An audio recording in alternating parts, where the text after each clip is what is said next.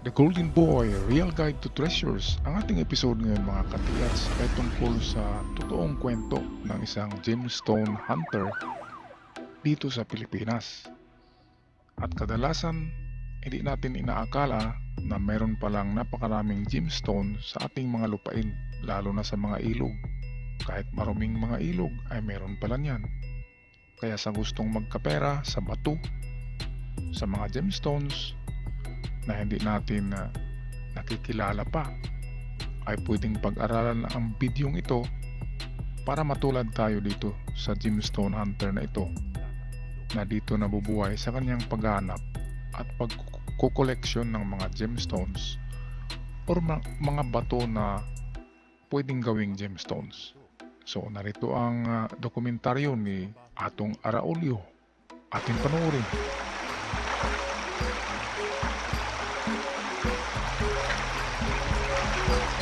At pasundot-sundot sa paligid. Ayun, ang ganda nga. Ito, ano to? Ayan. Buto. Ah! Manood lang kayo.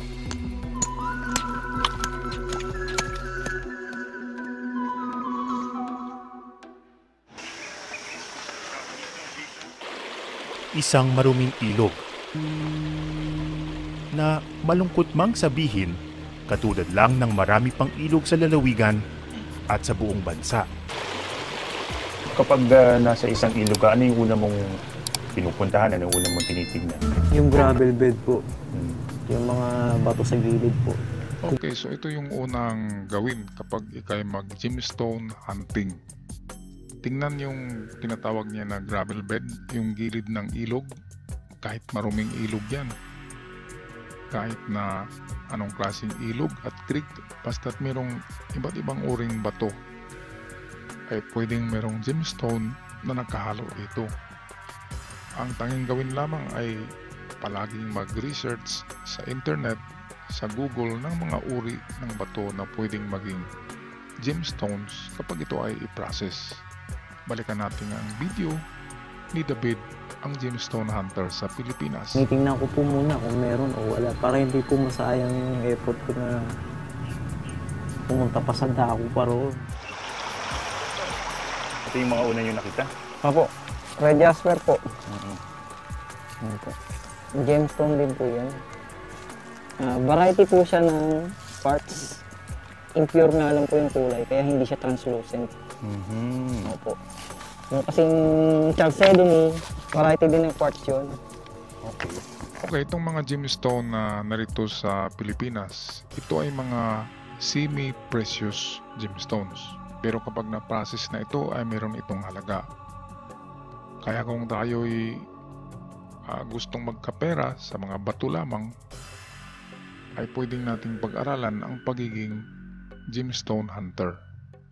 Tingin kong maganda yung pattern sa loob.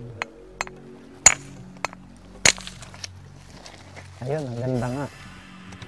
Okay, at mayroon lamang tayong 4 na precious stones sa buong mundo.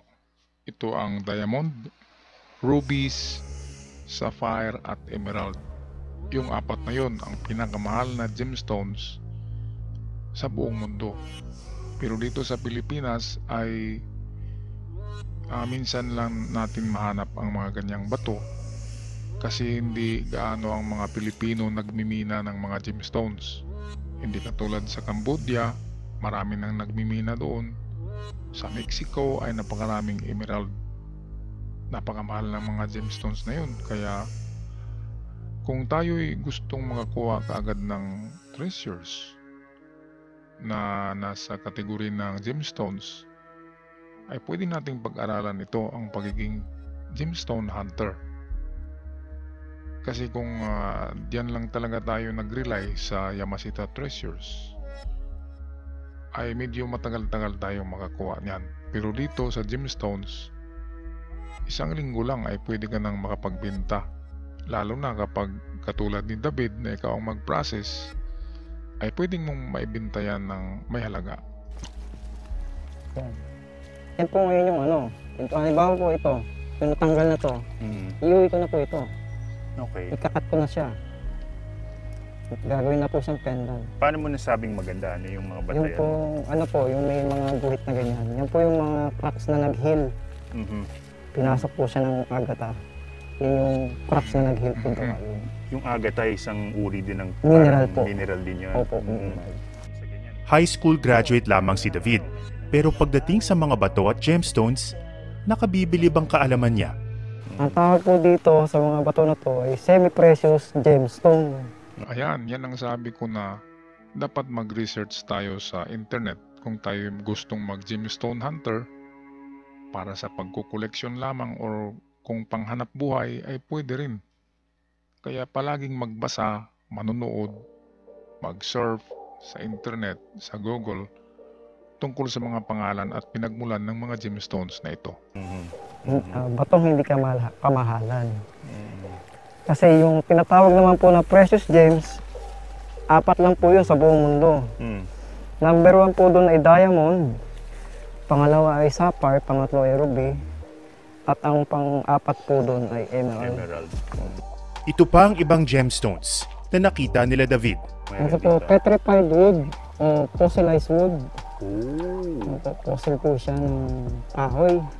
Galing ano? Nakikita mo pa yung guhit-guhit ng Opo, yung kahoy. Opo. Mas makikita po natin siya kung ika-crack open po. Sige nga. Ito namang petrified wood. Ito ay million of years na nakabaon na sa lupa. At ang kahoy ay ang kanyang molecules ay nagiging bato na dahil sa katagalan. At alam nyo ba na sa Indonesia, sa Malaysia ay minimina, hinahanap ang mga petrified wood. Yan ay hinuhukay nila underground. Kasi karamihan yan ay 100 million years ago. Ang mga edad ng mga petrified wood na yan ay nabaon na talaga yan. Nasa lalim na yan na 7 meters, 10 meters. Kaya kung tayo'y makahukay ng bato na parang may grano na kahoy, ay napakalaking halaga niyan, lalo na kapag malaki. Yan ang petrified wood at yan ang ating next episode. Bukas ay meron tayong episode ng Petrified Wood Hunter. Okay, balik tayo kay atong Araulio.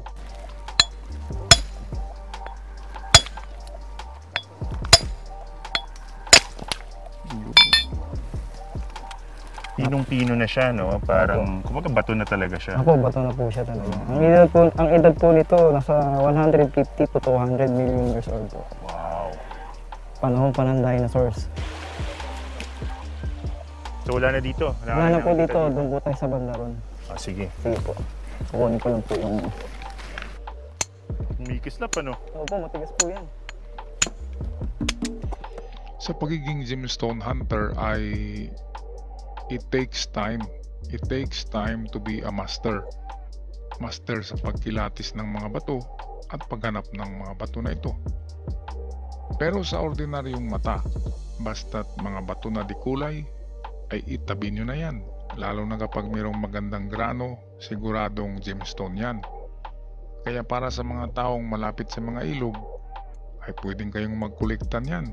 Kasi darating ang araw na talagang mayroong maghahanap ng mga gemstones na ito. Ako yung red jasper po niya. Pwede ko ata kamay na lang ito eh. Ayun. Ito, maganda to. Ba. Kulay pula. Tapos ito babasagin din to. Hindi na po kailangan yan kasi kita naman po yung red na red siya. Sigurado mo na to. Opo, sigurado na po yan. Jackpot. Ang bigat na ng sako mo. Ang bigat na po. Grabe.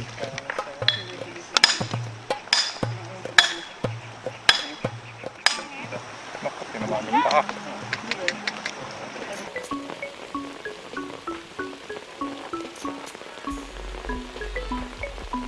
Dito na nabubuhay itong pamilya ni David, yung kanyang asawa. Ay meron silang magandang kwento dyan sa kanyang asawa at yung kanyang mother-in-law. Kaya mabait at magaling na tao din ito si David dahil meron siyang skills sa pag-process ng mga bato na ito. Magiging gemstone ito dahil sa kanyang skills na siya lang yung nag-research nito sa internet kung paano ipapolish pakintabin ang mga batong ito.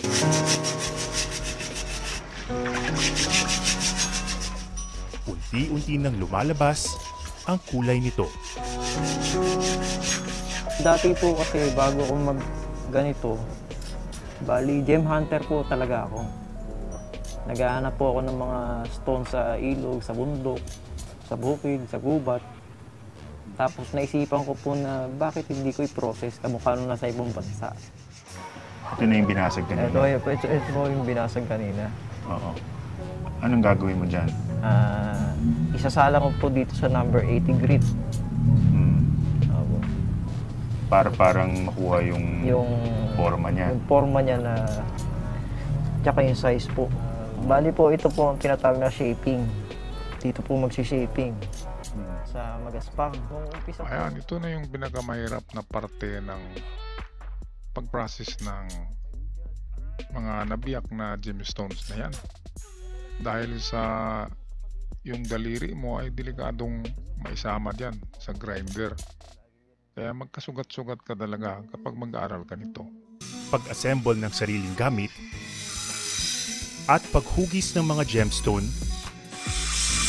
pinag-aralan lamang mag-isa ni David. matagal ko na po kasing hobby yung ganito eh. Tapos, syempre po, gusto ko pong malaman kung anong pangalan nila. Tapos kung para saan sila, ganun. Kung paano nabuo, ganyan. Pag po nagbenta ka nito, kailangan po, alam nyo kung ano yung binibenta nyo. Kasi tatanungin po kayo ng buyer, ano yan? Saan galing yan? Ganun. Kasi sabihin, bakit ka nagaganyan eh? Hindi mo pala alam. Ayan, may point din si David doon sa kanyang sabi na dapat pag-aralan talaga ang pinagmulan, ang pangalan, at ang presyo ng mga ito para kapag meron kang pagbintahan nito ay meron kang maisasagot sa kanilang mga tanong dyan. Mano-mano mo lang tong kinukuha yung korte? Opo, sir. Ang galing ha? Ito na yung mga finished product ni David. Siya mismo ang nag-process niyan.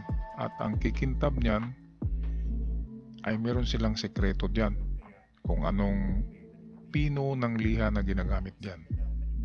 Kaya kumikintab ng ganyan ang mga ordinaryong bato ngayon ay magiging collectibles or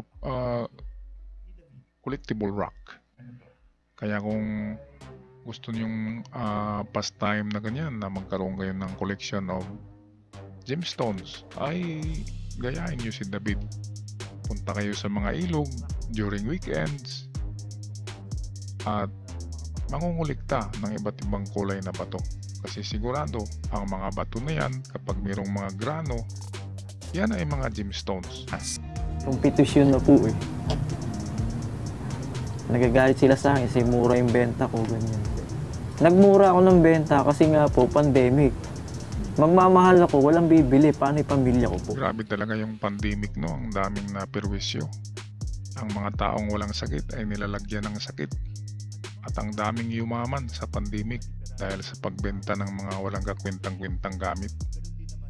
Dahil ang lahat pala ng yun, yung pandemic, ay gawa-gawa lamang para kikita ang mga negosyante, lalo na ang China. At dahil mayroong world agenda na tinatawag na mayroong gustong gawin ang mga mayayaman na tao sa mga mahihirap. Kaya gusto daw bawasan ng halos 50% ang population ng mundo.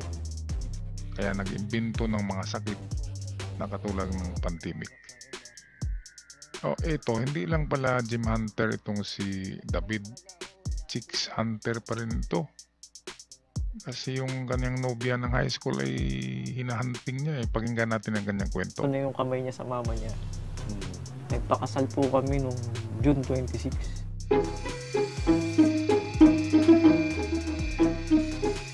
Hindi, nung ako po, parang ayaw ko na kasi nahihiya nga po ako dahil may anak na ako sa una.